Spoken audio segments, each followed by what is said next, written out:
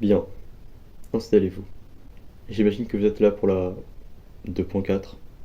Besoin nostalgique, de découverte ou d'approfondissement, peut-être. Moi aussi je m'en fous. Allez, commençons. Bon, même si j'imagine que tout le monde connaît ce jeu légendaire qui est écrit dans le titre, je vais quand même résumer en quelques phrases le fil rouge. Donc, on est un peu dans le pionnier, qui traverse les mondes.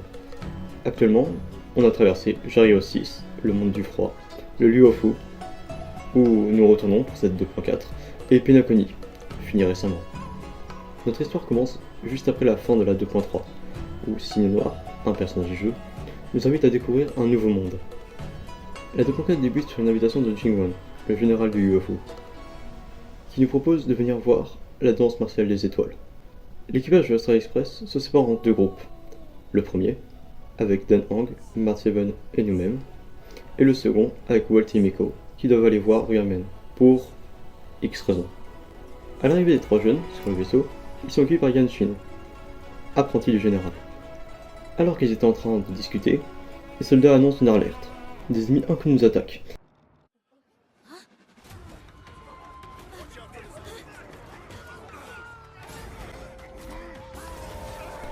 Yanshin dégaina son épée et les combattit.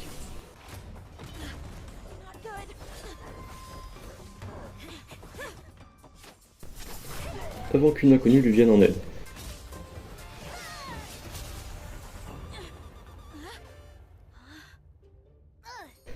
Et lui vole son épée. Après ce combat, Yanshin part discuter de la situation aux gardes présents. On apprend que ces espèces de loups sont des Borussiens, qui devaient être livrés à la prison des enchaînés. Ensuite, notre équipe part rejoindre Jingwon au palais de l'astronomie. Arrivé auprès du général, rendez-vous que nous ne sommes pas les seuls invités. Jingwon nous introduit le général céleste du Zooming de Tianfu, Oyen, venu en visite sur le Luofu pour la danse martiale. Après les présentations, le second général nous dévoile l'identité de la voleuse d'épée, son apprenti, Yunli. Yanshin, la reconnaissant, lui demande de lui rendre son épée. Bien sûr, Yunli refuse de lui rendre, sous prétexte qu'il ne manie pas assez bien son épée, et qu'il ne la mérite pas.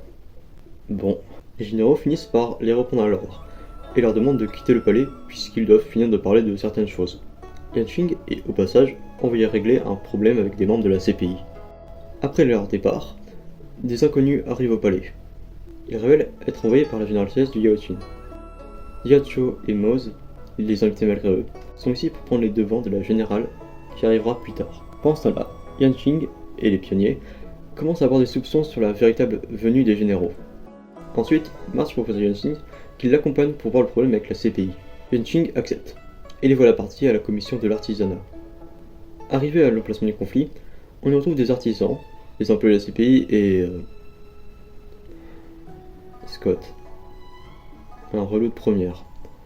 La source de la complication se trouve être un problème de vérification, où Scott refuse de laisser les conteneurs de la CPI être vérifiés. Après un long débat, se résumant en « Nous aimerions bien vérifier le contenu de votre cargaison, puisque nous avons détecté des objets dangereux à l'intérieur. » Non, vous allez voler nos brevets. Une inconnue débarque, se présentant sous le nom de Lingsha, et, en quelques phrases, réussit à faire entendre raison à la CPI. Ouais. Les employés finissent par ouvrir la caisse et... Is this the IPC product? Listen up. Any damages caused by inspections will be filed with the IPC.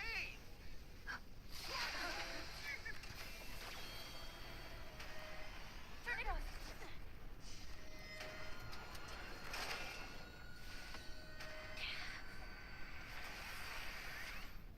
Après que le robot ait été mis hors service, Scott et les employés furent envoyés à la commission du ciel.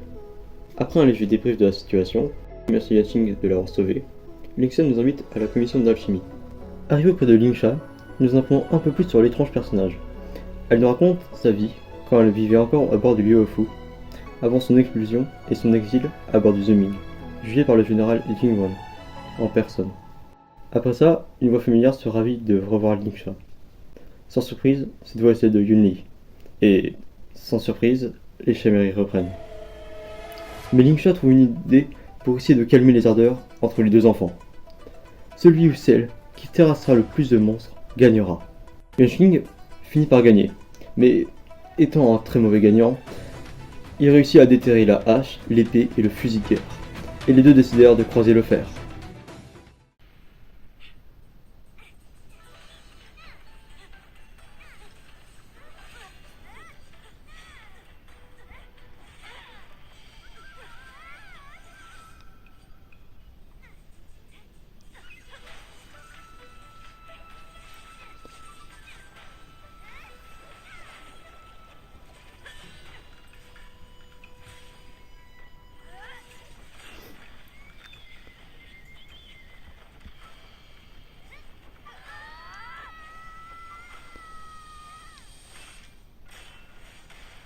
Wouah, abuse aussi.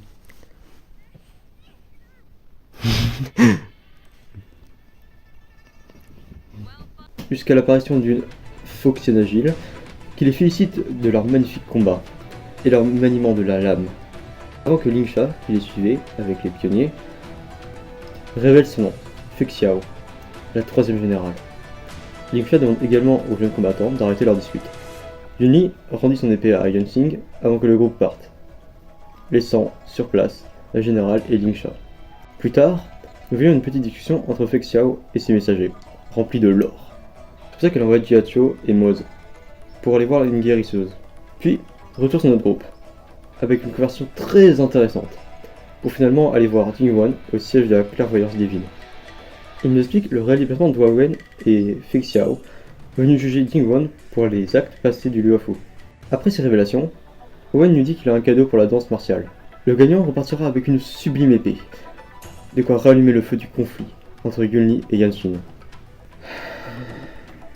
Mais heureusement, les généraux trouvent une idée pour essayer de calmer les ardeurs. J'ai comme une impression de déjà vu.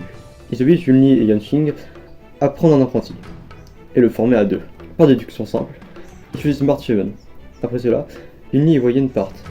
Jingwan révèle à notre équipe que son invitation était prétexte pour nous prendre comme témoins lors de son interrogatoire par la générale.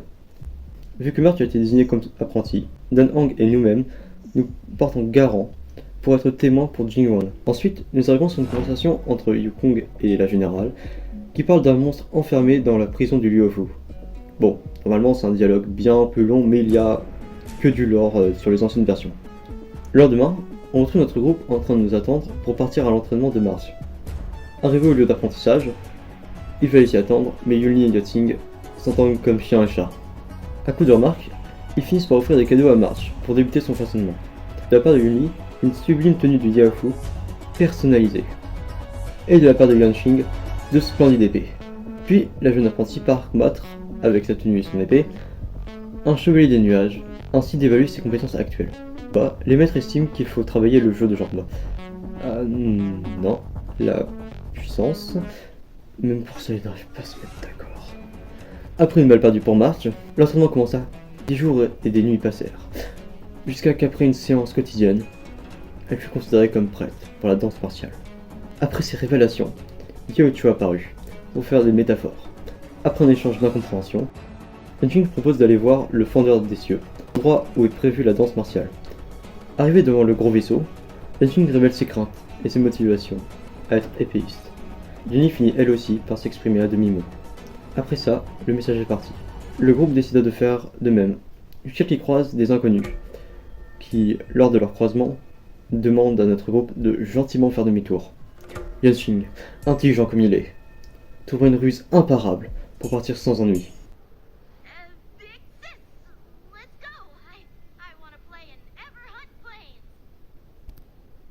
Après cette improvisation improvisée, le groupe décida de prendre en filature les individus de façon discrètement bruyante, car ils ont parlé une langue étrangère.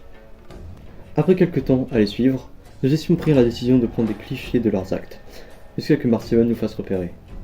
Les criminels révélèrent leur identité, des Boriciens. Ils nous attaquèrent.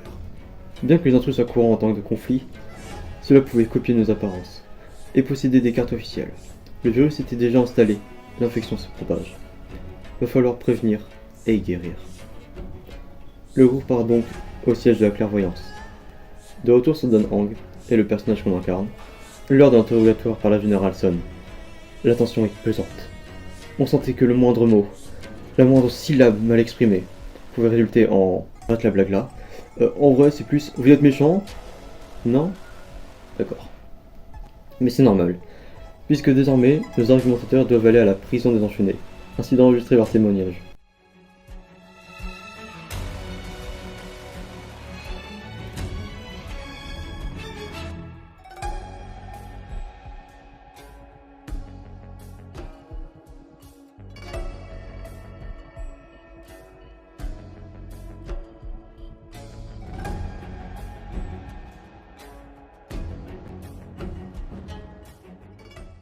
Et justement, au pénitencier, on en retrouve les messagers de la générale, qui sont accueillis par Shuei, juge de la commission des 10 seigneurs, qui sera leur guide pour cette excursion.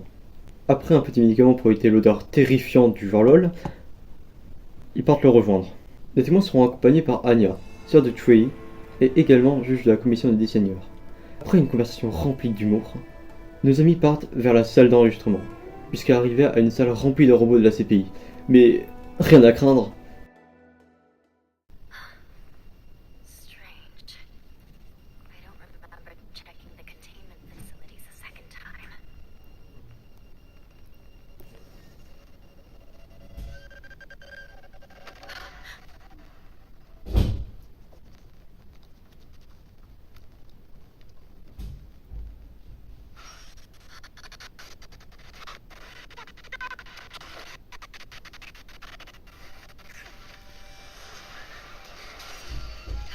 Ouah, le mec a faut abuser. Prepare for action.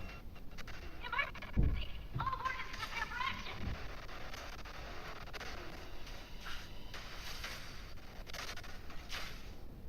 Après le combat, le groupe sonne à l'alerte. Les loups mécaniques veulent s'en prendre aux prisonniers au fond de la prison. Les messagers accompagnés arrivèrent devant la porte du dernier prisonnier, pour le transférer à bord du Yoshin. Malheureusement, c'est un piège. Un inconnu à l'apparence proxien sort de l'ombre avec de multiples soldats borussiens. Les messagers et la juge essayent d'appeler à l'aide, mais au fond de la prison, c'est l'endroit où les cris deviennent silence, et où les hurlements deviennent murmures. Pas le choix, faut combattre. Mais c'est déjà trop tard. Le prisonnier, Olei, est sorti. Dans une ultime frappe héroïque, Shuei essaie de faire reculer ce monstre, mais... Les erreurs ont toujours des prix à payer. Certaines sont peu coûteuses, peuvent être facilement réparées. Celle-là est...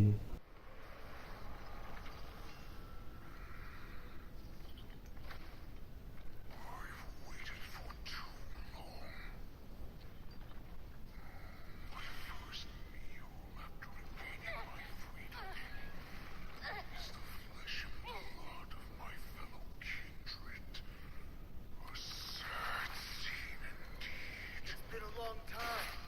Boy. Welcome back.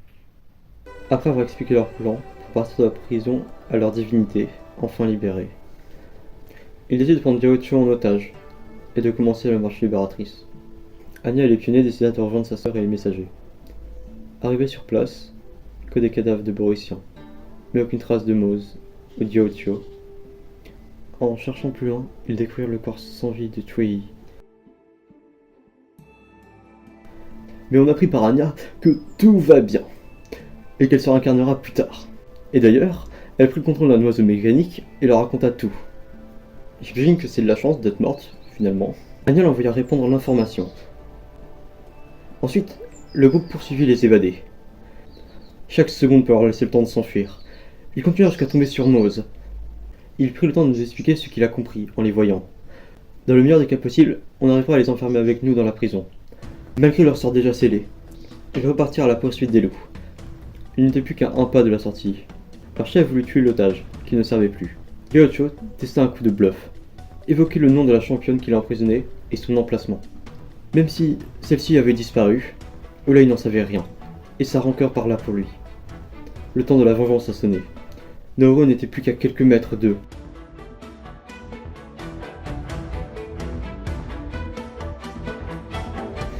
Mais la porte se referma. Les rôles sont désormais inversés. Au même moment, les trois généraux ont reçu la nouvelle. Il ne reste plus qu'eux et les apprentis pour tourner face aux évadés. À suivre dans la 2.5.